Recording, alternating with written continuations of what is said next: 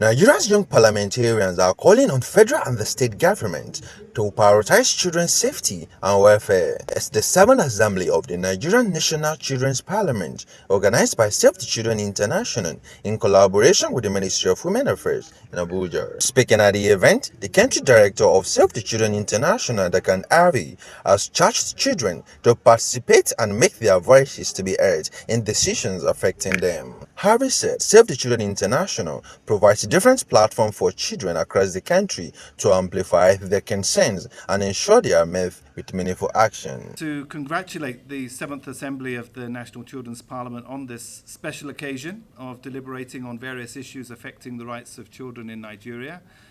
This assembly is a critical public structure that ensures the participation of children in decision-making processes. It's a means through which children across the nation can come together to speak out on issues of their concern. Speaking out is one of the rights that children are given in the United Nations Convention on the Rights of the Child and in the African Charter on the Rights and Welfare of the Child, as well as the Child Rights Act of Nigeria. So therefore, Save the Children in Nigeria firmly believes that this assembly brings an opportunity for children to express their views freely, to have those views taken seriously, to influence decision-making, and to hear back on how participation has helped to achieve these changes. Permanent Secretary of the Federal Ministry of Women Affairs, Ambassador Gabriel Aduda, who was represented by Director of the Child Department in the ministry, Mr. Ali Andrew, stressed the ministry commitment to sustaining the Children's Parliament, recognizing the diverse challenges children face across Nigeria, from out of school to those in IDP camps. He lauded the parliamentarians expressing delight and their commitment to deliberating issues that impact Nigerian children's welfare. To deliberate on the topical issues that affect not only your well-being, but the well-being of the Nigerian children. The importance of this sitting cannot be overemphasized, as it coincides with Nigeria's preparation for the participation at the first Global Ministerial Conference on Ending Violence Against Children, scheduled for Bogota, Colombia, as from 7 to 8 of November 2024.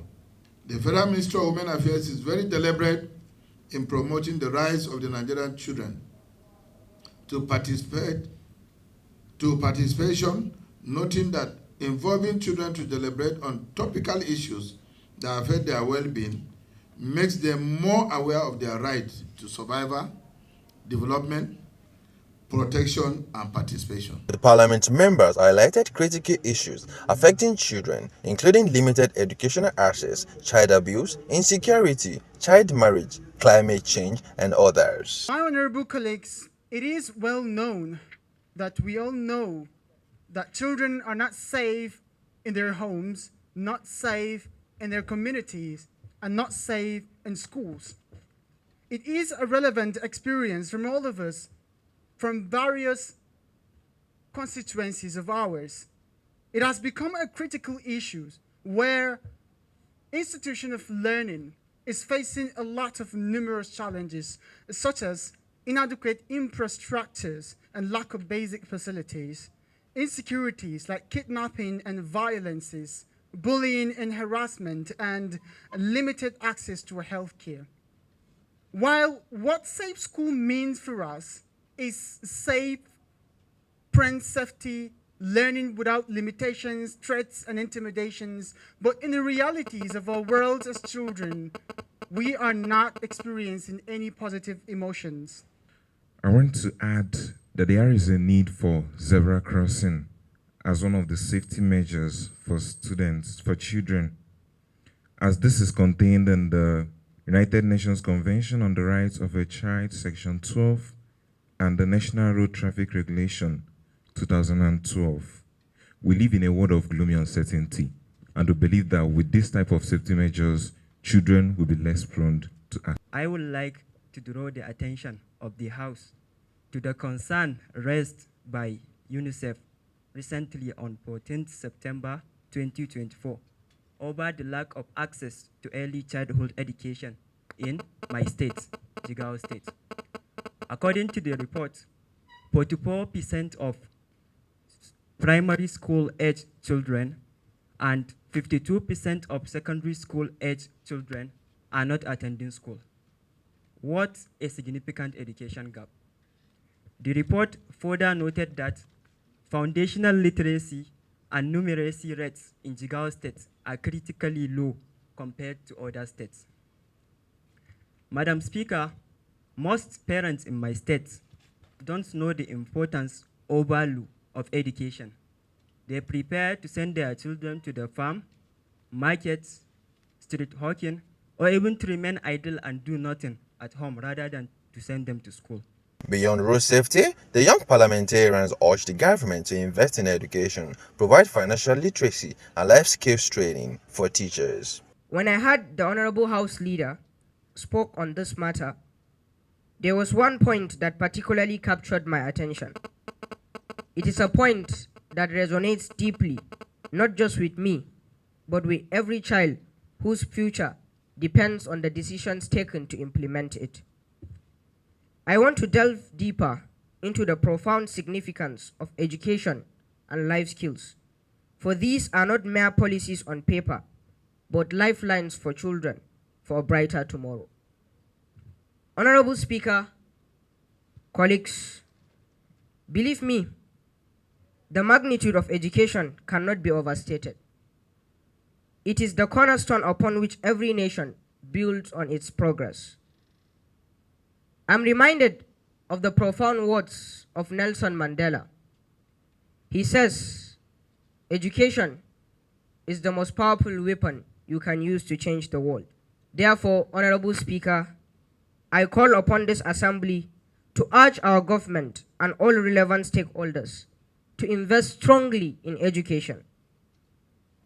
The government should integrate life skills into national curricula, focusing on problem solving, financial literacy, communication, and leadership. As we gather here to discuss issues that affect us, the children, and to make our voices heard, we believe that our participation is crucial for shaping the future of the children and our country as well.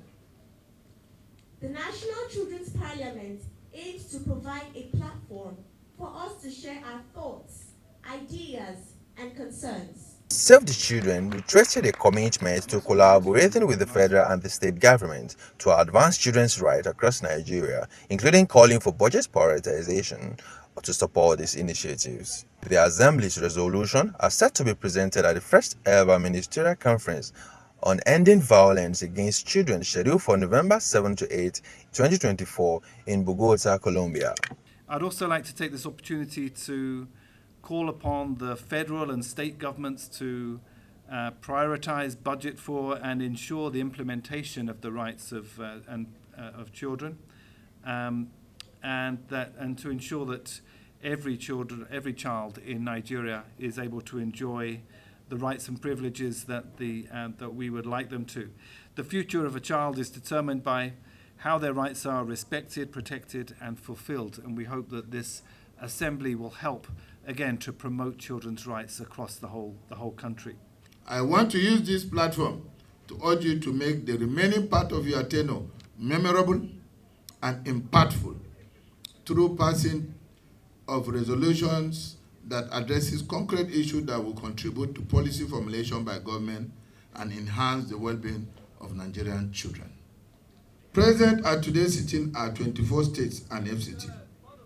May I call on the remaining states to conduct election of their state children's parliaments and to send their representative to join the 7th National Children's Parliament, as we do not wish to leave any state behind in the next sitting that may soon come up.